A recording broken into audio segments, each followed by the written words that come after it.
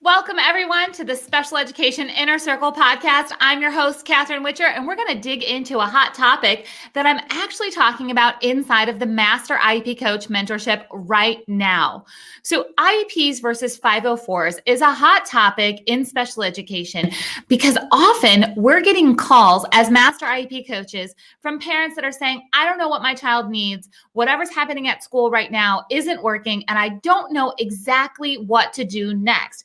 Maybe my child needs an IEP, maybe my child needs a 504, or oftentimes parents don't know what a 504 is or what it can do or what the difference is between an IEP and a 504. So I'm going to go over 6 points real quick just to give you an overview so you know what questions to ask next. So parents, teachers, therapists, this information is for all of you. We all need to be working with the same base knowledge if we're going to make the best decisions possible for a child who learns differently.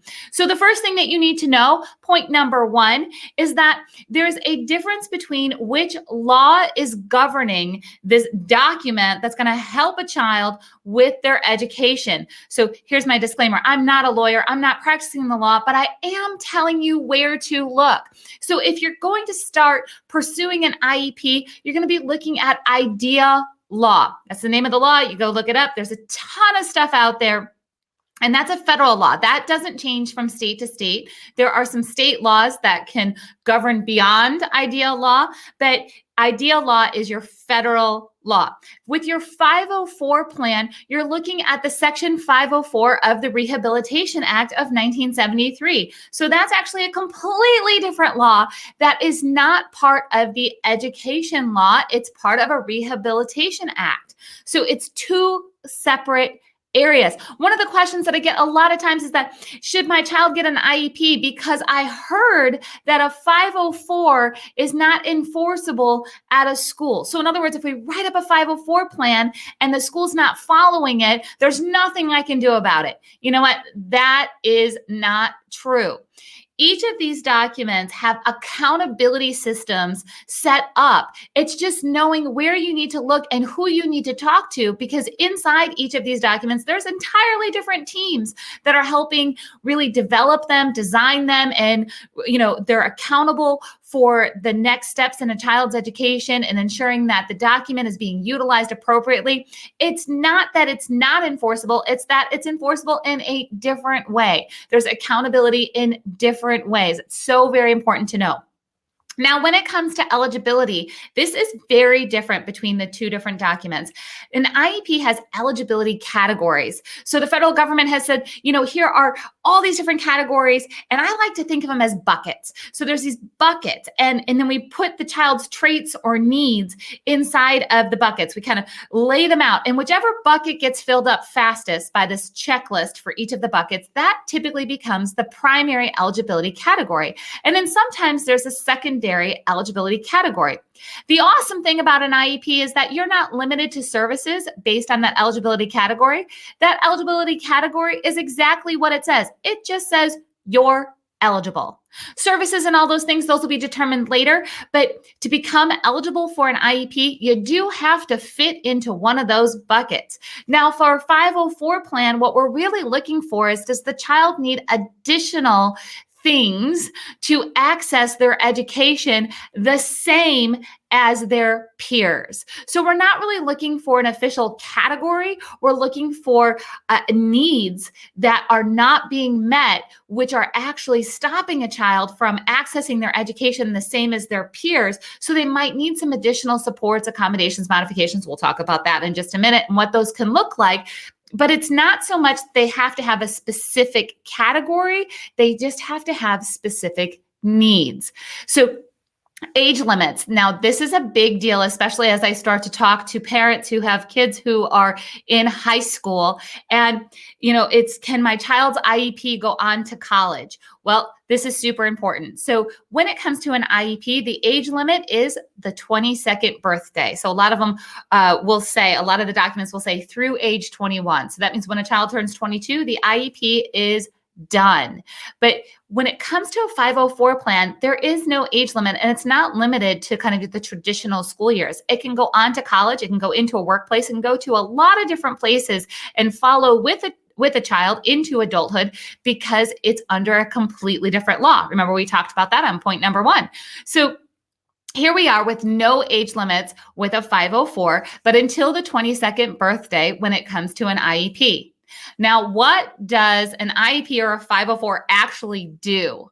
This is one of my favorite things that I talk about all the time because I love looking at the purpose and findings of an IEP and really helping parents understand and really helping teachers and teams understand that neither one of these are focused on academics only. An IEP is to provide a free and appropriate public education to meet a child's unique needs and to help prepare them for further education, employment, and independent living. It's so very important to know that an IEP expands beyond just the basics, that we're really talking about these 3 core categories of preparation for further education, employment, and independent living. Where a 504 plan is not really preparing for anything, it's giving equal access. It's a plan that designs equal access so a child can do the same thing as their peers, or that a person can do the same thing as their peers. So it doesn't have that extra layer of specialized instruction. And that's where we get into point number 5, which is what's actually in it. What are in these documents? Inside of an IEP, you're definitely going to see goals. A child's going to have a deficit in specific areas that relate to those core areas of further education, employment, independent living. They're going to have deficits, which are going to require goals and specialized instruction and maybe a different placement than the standard classroom. And there's going to be services most likely inside of that IEP, whether it's from a resource teacher, an OT, a PT, a speech therapist. There's going to be this whole combination of events happening inside of this document, where a 504 plan is streamlined really into accommodations, modifications, and supports. So that could be things like having directions read to the child versus the child having to read directions by themselves. It could be an extra set of books. It could be specialized technology. It could be anything that they need to modify the environment or the lessons so they can do the same thing as their peers. So accommodations and supports definitely go into an IEP. So this is the piece where it gets a little confusing sometimes for somebody who doesn't know the difference between the 2 documents, because the 504 stuff that I just talked about goes into an IEP. It's absolutely part of the document. But the IEP stuff that we just talked about when it comes to goals and placement and services does not go into a 504. So this is where that real clear line actually can be drawn of what does a child need. So which documents do they need?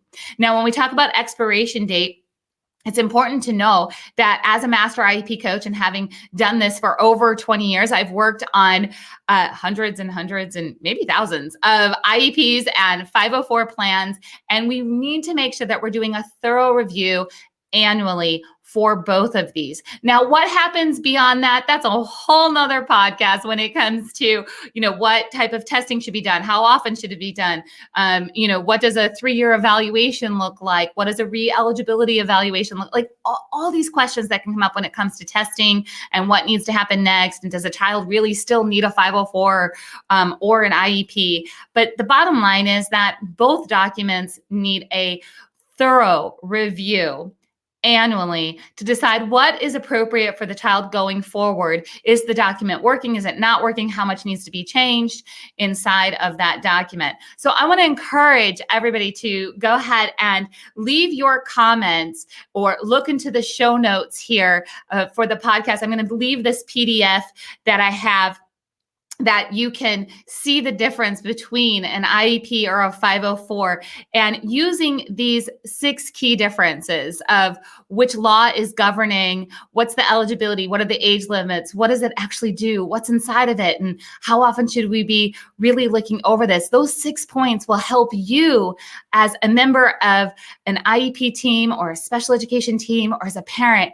start asking the questions that you need to ask to ensure that every child is getting the education that they need for their future. If you have more questions about the Master IEP Coach program and how you can not only dig deeper into this for your own family, for your classroom, but you also want to help others. You want to be that person that's helping walk other families through this. We're never going to have enough master IEP coaches. We're always looking to fill our master IEP coach mentorship with people who get it from the inside. You want to visit masteriepcoach.com and find out when our next enrollment is open for the mentorship. I can't wait to work with you, and keep those questions coming.